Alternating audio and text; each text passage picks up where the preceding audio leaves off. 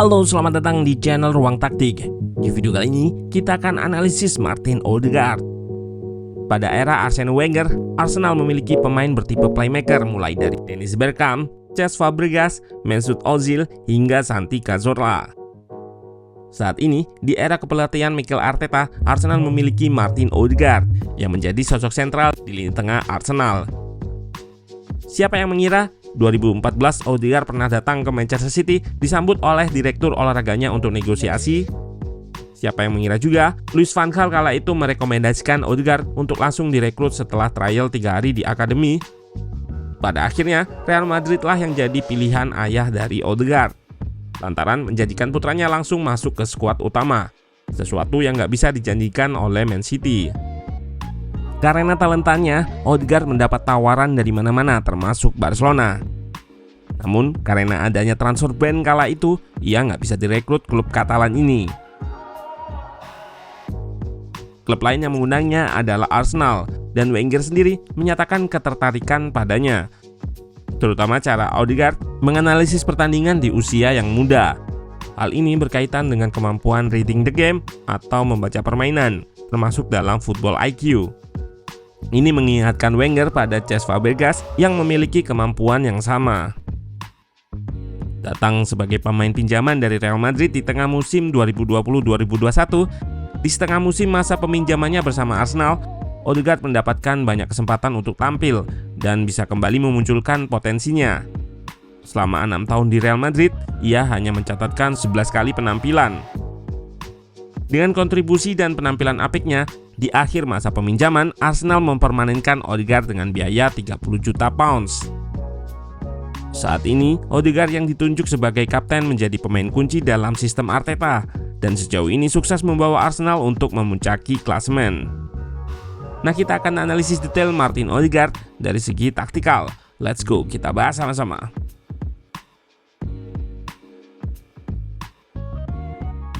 Pada sistem Arteta, di atas kertas Odegaard ditempatkan pada posisi attacking midfielder dalam formasi 4-2-3-1. Namun, berbeda dengan playmaker klasik yang lebih banyak bermain di belakang striker.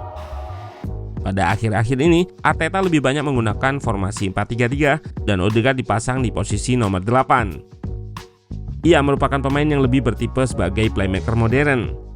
Dilihat dari heatmap berikut, alih-alih berada di belakang striker layaknya nomor 10 klasik, pemain berusia 24 tahun tersebut lebih banyak bermain di area half space kanan. Pada area itu, Odegaard lebih terlihat sebagai double 8 sejajar dengan Granit Xhaka, yang naik menempati area half space kiri, meninggalkan Partey sebagai single pivot.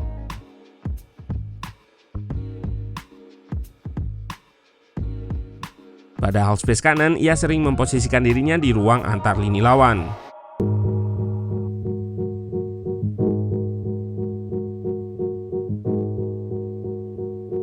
Selain itu, Odegaard juga bisa sedikit melebar ke sayap kanan guna melakukan wide overload dengan winger kanan, Bukayo Saka, dan fullback kanan yang naik, Ben White.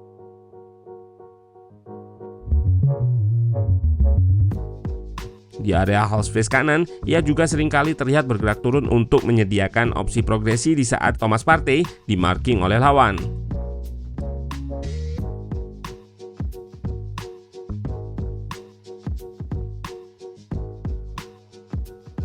Senada dengan apa yang dikatakan Wenger soal bagaimana dia menganalisis pertandingan, pergerakan cair ini lantaran ia memahami konsep positional play atau memposisikan dirinya merespon situasi-situasi tertentu.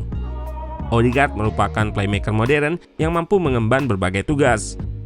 Selain beroperasi di fase ofensif sebagai pemain kreatif yang mengatur serangan Arsenal, Odegaard juga bisa menjalankan peran defensif, yaitu melakukan pressing di area pertahanan lawan. Atribut inilah yang dibutuhkan seorang playmaker untuk bisa beradaptasi dengan sepak bola modern. Odegaard merupakan pemain yang bisa menerapkan high press sebagai pressure di lini pertama,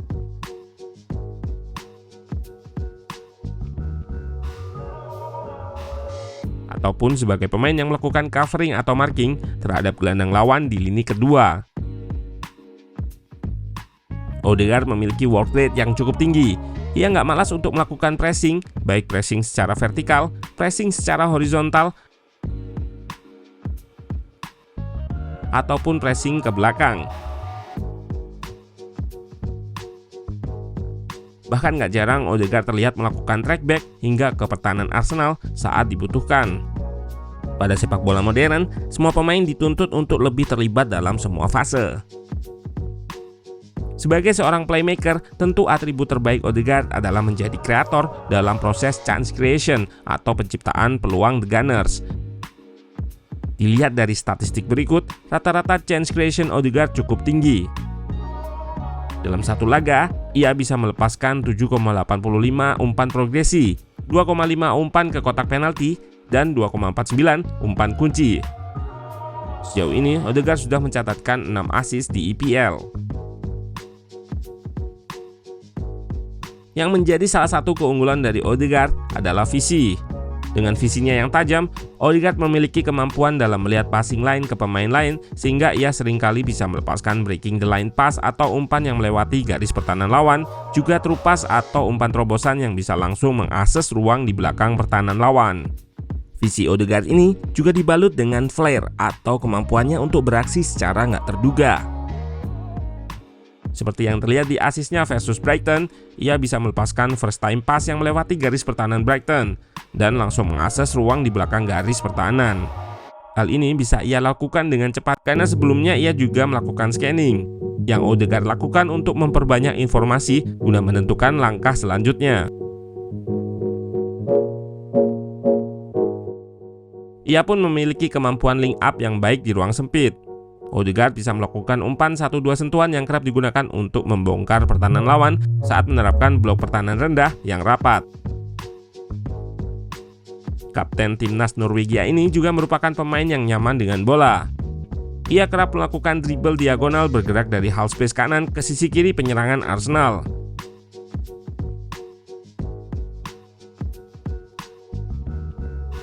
Selain itu, pemain asal Norwegia ini juga memiliki kemampuan reading the game yang baik.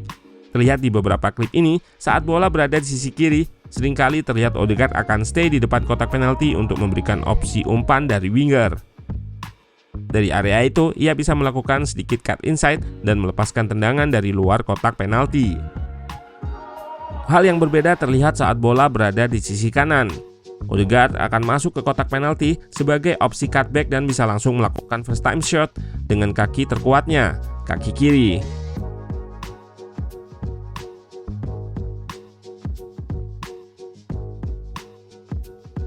Pergerakannya ke kotak penalti ini sering ia lakukan, tercermin dari goal mapnya musim ini. 7 dari 8 golnya musim ini ia cetak dari dalam kotak penalti.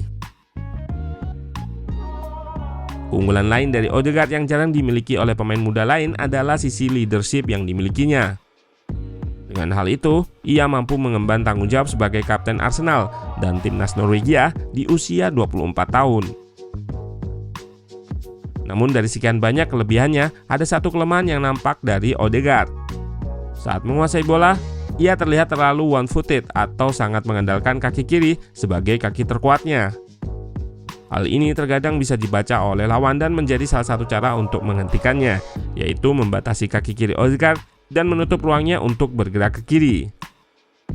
Cara ini beberapa kali cukup efektif untuk menghentikan Odegaard atau setidaknya memaksa dirinya untuk melakukan back pass ke belakang. Pada wawancara terbarunya di Players Tribune, Odegaard menceritakan banyak hal di balik alasannya memilih Arsenal. Nggak bisa dipungkiri, banyaknya tawaran dari klub besar membuatnya bisa memilih yang terbaik sebelumnya. Namun di masa kecil ia cukup terikat dengan Arsenal saat memainkan game FIFA. Dan jalannya saat ini sudah tepat bersama tim yang dimainkannya pada game tersebut.